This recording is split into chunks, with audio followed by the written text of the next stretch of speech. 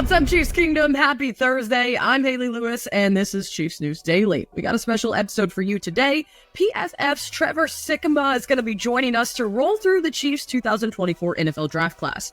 Now, Trevor is the lead NFL draft analyst at PFF and the co-host for the NFL Stock Exchange. He's going to break down how each player works into the Chiefs scheme and what attributes they bring to KC. Before we dive in, make sure you like and subscribe right here on the KCSN YouTube channel, and let's get into it. All right, Trevor, let's dive right into it. Brett Veach, the money magician, getting it done. In Veach we trust is what everyone here at Chiefs Kingdom says. He goes, trades up for the first one and makes a statement with the Bills of all people. How that trade went down, that's neither here nor there. But gets at pick 28, Xavier Worthy. Everyone knows him because fastest 40 time in NFL history. A lot of us were at the Combine, got to witness that. How does this guy, outside of that speed, but really just overall fit into the arsenal that Patrick Mahomes will now have, another offensive weapon? I mean, the Chiefs seem stacked with this guy, right? Yeah, so going up to get Xavier Worthy, getting your guy, and also trading with the Bills. So a little twist of the knife there, maybe from Brett Veach, the team that has been, it feels like, the Chiefs are the Bills' playoff nemesis, so I'm surprised this deal even got done. But hey, okay, so Worthy, he's a member of the Kansas City Chiefs, and I think it's perfect. I really do. When you look at this team and kind of where they've needed more consistent success, it is throwing deep down the field. I mean, there are a handful of plays that we could look at last season, even during their playoff run, where you go, it either hit a wide receiver's hands or it was just sort of out of reach. Okay, maybe they didn't quite have the chemistry they needed to deep down the field, which is difficult. I'm not going to act like it's something simple or easy, but Worthy is somebody who has a lot of experience doing that. He got the ball a lot at Texas as a screen and quick hit type of a player to try to allow him to use that athletic or an electric speed after the catch, but also deep down the field. We saw that as well. Every time that Quinn Ewers was looking deep at Texas, it felt like it was Xavier Worthy's way. So when you look at the players that they have right now on the team, tight ends included, it's a lot of like intermediate and yards after catch types of players right now. But in order to truly maximize the value there, you need to open it up and you need to keep those safeties honest. You need to keep these teams in too high and back the safeties up so they cannot creep in those robber rolls over the middle of the field.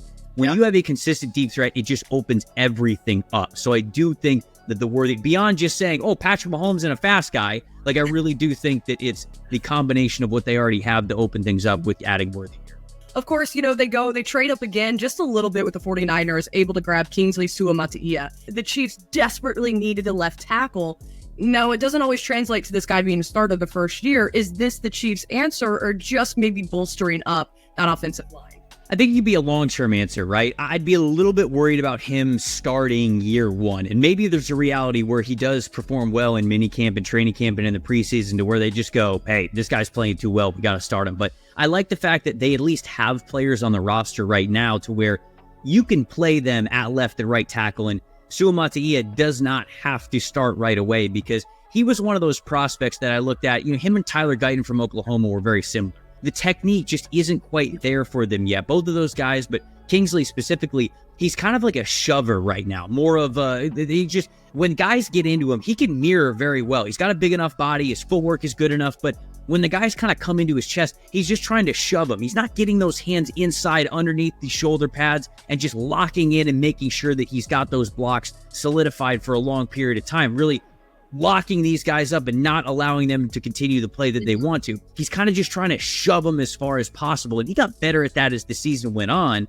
but it just doesn't work at the NFL level. You get so many good pass rushers that if that is the way that you are trying to block, you got guys that'll swipe those hands away immediately. That's never a good thing. So I think the Suamataia has starting tackle potential, but I do like the fact that they don't have to start him right away. So good pick, good value pick at the end of the second round, but maybe not somebody that you want to start right away for those reasons.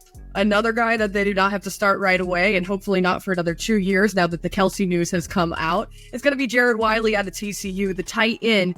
Is this a guy who you could potentially see have a similar skill set to Travis Kelce one day down the road? Now, replacing Kelce, that's going to be too damn hard to do for pretty much anyone, but do you see him being someone who can maybe fill those shoes in the years to come, making up that production? They are similar, and I really like this pick. One, because I really like Wiley just as a prospect overall. I think he's a really well-rounded athlete. He can do a lot of stuff for you at the tight end position, but also you look at this thing long-term. I mean, Noah Gray's in the last year of his contract. Irv Smith just has a one-year contract with this team. Even for as soon as 2025 season, it could be a situation where, Kelsey's maybe in the last year that he's playing with the team and Wiley's in his second year, and really you just get that smooth transition. So you get to continue to have depth in the tight end room, keep good athletes there, which we know that Andy Reid and the rest of this offense loves to use. And it's a smooth transition into next year's free agency, knowing that you've got two guys who you're probably going to depend on this year, who maybe you don't have the cap flexibility to bring both of them back, or heck, maybe even either of them back. You get a tight end that you like on a controlled rookie contract that could potentially be that tight end for you long term. So the Wiley pick was a really good one for me as well. I think that this was a good value here. Jaden Hicks, a safety. Now they lose L'Jarius Sneed, cornerback.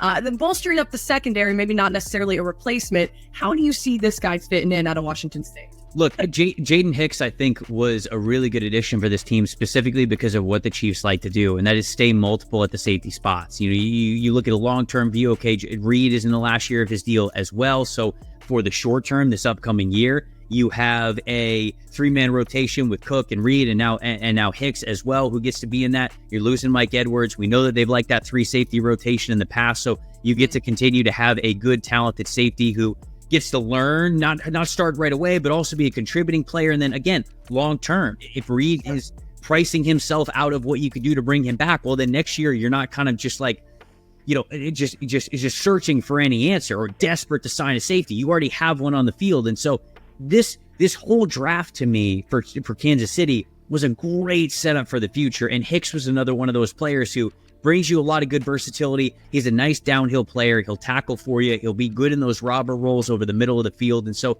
that to me is a really nice rotational player that you can get in who has some long-term value depending on what happens in free agency next year. All right, well, another position that keeps getting more depth, also the offensive line. They go back to that with their 5th-round pick, Hunter Nourzad out of Penn State. How do you see him fitting into Kansas City right now, at least? Hunter Nourzad is one of those players to me that can play multiple spots along the interior offensive line. The Chiefs have one of the best interior offensive lines in the NFL, but this is a player who, if one of these guys were to go down, you're hoping for not long-term, just a little bit, he might be able to come in and play for you. I was super impressed by Hunter Nourzad from what I saw at the Shrine Bowl in Dallas. He was one of the standout players that I thought for that week. And so he's somebody who, yes, he played center at Penn State. Yes, that's where he is most comfortable. But I think that he can play also at guard if they need him to play there in a pinch. Let's go on to a guy, Kamal Hadden. How do you see him fitting into the defense? This is a guy who starts in 2020. Size, speed, fluidity. Like, that's the ideal part. That's why he just, there are so many programs over the last couple of years that just would not give up on this guy. And I think that's exactly what the Chiefs see. They're drafting him in the 3rd round because he doesn't have a ton of sustained success at the college level. But like you mentioned, like, that last year was really good for him. So you bet on that. You have seen that. And I think that when you look at this Chiefs cornerback room, obviously you're replacing L'Jarius Sneed. You're hoping to allow Trent McDuffie to kind of step up and get even more responsibility there. But having a player that can move as well as he does at his size, when he's fully healthy, I mean, you take chances on guys like that in the 3rd round. This guy, CJ Hanson, coming out of Holy Cross, was this a guy that you thought, okay, this makes sense for an Andy Reid versatile offensive line? Honestly, it's a 7th round pick that's kind of just a depth player. And these are guys that you maybe like the character a little bit more than the film, honestly. These are the players that are going to, hopefully be depth players for you, contribute on special teams. Again, it's more than likely that he's going to be a practice squad guy early on, but you never know. Again, like, there's a reason why they're getting drafted in the 7th round, but I believe that this was more of a, when you look at what Hanson could be for this team, I think it's just more of a character and a culture fit than anything that we can project an immediate starting role to. Well, perfect, Trevor. We appreciate having you on. We're going to give you an A+ on your review as well. Hopefully we're talking here when training camp comes around. We got a lot of competition going on when the Chiefs head up to St. Joe. Appreciate you. Appreciate it. All right, folks, that does it for another episode of Chiefs News Daily. Remember, join us on the LLC. That's our Loyal Listeners Club. It's a great place to chat, interact with other fans, and myself. Also, make sure you show us a little bit of love, liking the episode today, and also subscribe right here on the KCS channel. We will see you tomorrow. Have a great rest of your day.